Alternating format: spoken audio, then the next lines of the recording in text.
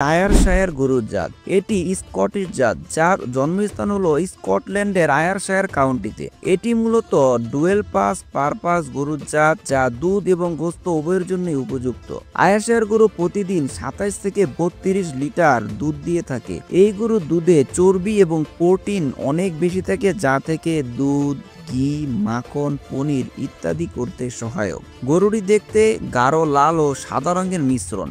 শরীরের বেশিরভাগ অংশেই লাল রং এবং পেট, মুখ, লেজের ডগায় সাদা সাদা রং থাকে। এই গরুর গাভীর ওজন হতে পারে 400 থেকে 500 কেজি এবং ষাঁড়ের ওজন হতে পারে 700 থেকে 800 কেজি পর্যন্ত।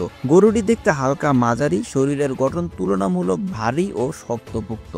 আয়ারশায়ার গরু বিভিন্ন আবহাওয়ায় নিজেদের টিকিয়ে রাখতে পারে, তবে অত্যন্ত ঠান্ডা আবহাওয়ায় কিছুটা সংবেদনশীল এবং উচ্চ তাপমাত্রায় দুধের উৎপাদন কিছুটা কমে যেতে পারে। আয়ারশায়ার গরুর রোগ প্রতিরোধ ক্ষমতা খুবই ভালো, খাদ্য খরচ তুলনামূলকভাবে কম এবং পরিবেশের সাথে খুবই সহজেই নিজেকে মানিয়ে নিতে পারে।